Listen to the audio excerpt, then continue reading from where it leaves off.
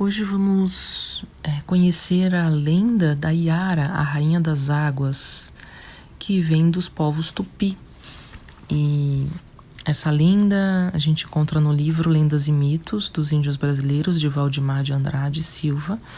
Recomendo a compra do livro, porque tem imagens belíssimas e também a gente valoriza os nossos autores, né, a nossa cultura brasileira, valorizando os nossos povos, as lendas dos nossos povos originários, dos nossos ancestrais. E vamos disseminar mais essa cultura, né? Em vez de a gente acabar incorporando, né, uma cultura estrangeira ou de outros países, de outros continentes, a gente conseguir se conectar mais com a cultura dos nossos povos, né? Dos nossos ancestrais. E aqui a lenda da Yara começa assim: Yara, uma jovem tupi, era a mulher mais formosa das aldeias que habitavam ao longo do rio Amazonas. Muito atraente, com longos cabelos negros, tinha um sorriso meigo e sensual. Mantinha-se, entretanto, indiferente aos muitos admiradores, preferindo ser livre. Caminhava pela floresta e pelas areias brancas dos rios, envolvendo-se constantemente em águas claras. Por sua doçura, todos os animais e plantas a amavam. Numa tarde de verão, ao pôr do sol, Yara se banhava, quando foi surpreendida por um grupo de homens estranhos. Tinham longas barbas, usavam roupas pesadas, botas e chapéus. Falavam uma língua desconhecida e pareciam muito agressivos. Sem condições de fugir, a jovem foi agarrada e maltratada. Acabou por desmaiar, sendo mesmo assim atirada ao rio.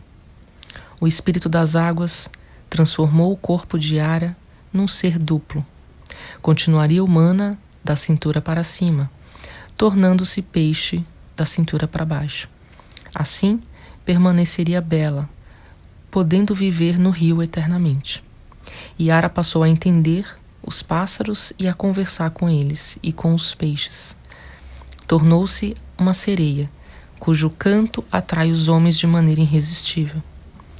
Ao verem a linda criatura, eles se aproximam dela, que os abraça e os arrasta às profundezas, de onde nunca mais voltam. Então, olha só, esse conto, né, é o conto da sereia, né, o famoso conto da sereia. Então, assim como na mitologia grega, a gente vê alguns contos que eles eles acabam sendo originados de um abuso, né? Originados de uma violência. Então aqui a Yara, ela acaba sendo violentada, né? Ela acaba sendo agredida por essas figuras masculinas. E aí por isso que tem toda essa lenda, né? Das sereias acabar enfeitiçando, né? E levando os homens leva os homens à morte também, né? Então, na verdade, aqui é como se fosse uma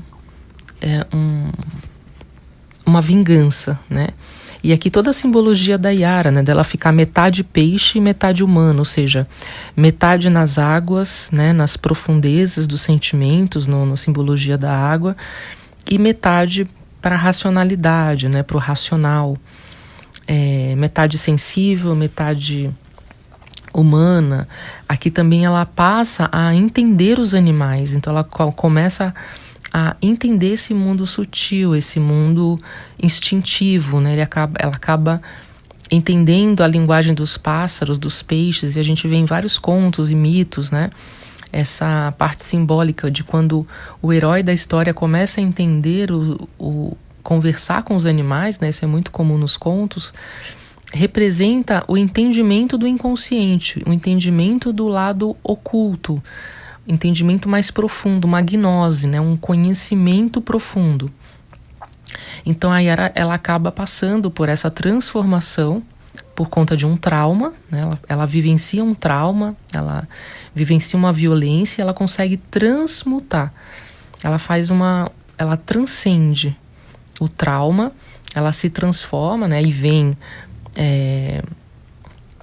Aí vem aqui como que tá aqui? O espírito das águas, né?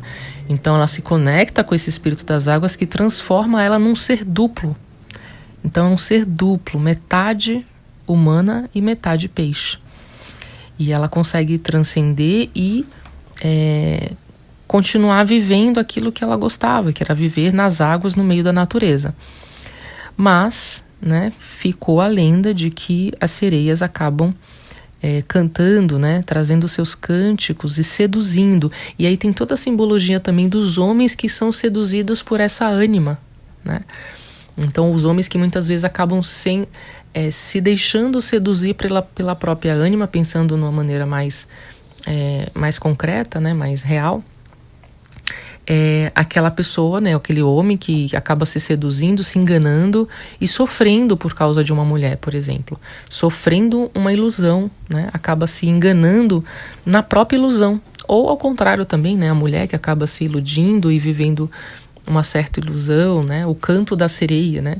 Então aqui, independente de sexo, são só exemplos pra gente pensar juntos, mas muitas vezes a gente acaba encontrando, né, esses seres que são duplos e que a gente acaba se iludindo, vivendo uma ilusão, se permitindo ser seduzido e levado para essas profundezas, em águas profundas, e a gente fica um emocional muito envolvido emocionalmente, e a gente acaba vivendo muitas vezes processos dolorosos aí de relacionamentos. Então essa simbologia também do quanto a gente acaba se envolvendo, né, por aqueles seres que a gente escolhe não enxergar em sua totalidade, né, pessoas que você enxerga só um lado, né, pensando aqui nessa simbologia do duplo, né, ela é metade mulher, então os homens escolhiam só enxergar essa metade que está para fora da água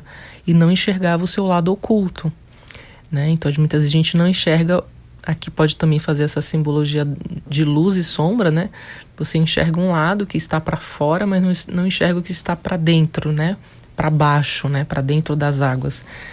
Então, muitas vezes a gente acaba enxergando aquilo que a gente quer enxergar no outro, né? E não só a sua totalidade. Então, muito legal também esse conto. Quem gostou, tem outros contos aqui de lendas e mitos brasileiros aqui na playlist do canal.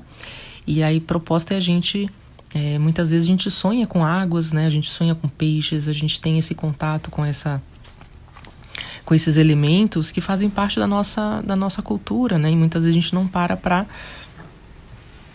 pensar e para analisar a simbologia desses mitos e lendas dos nossos povos originários. Muitas vezes a gente conhece muitas outras lendas e mitos gregos e outros povos, mas a gente acaba esquecendo das nossas próprias origens. Então é isso, até um próximo conto. Tchau, tchau.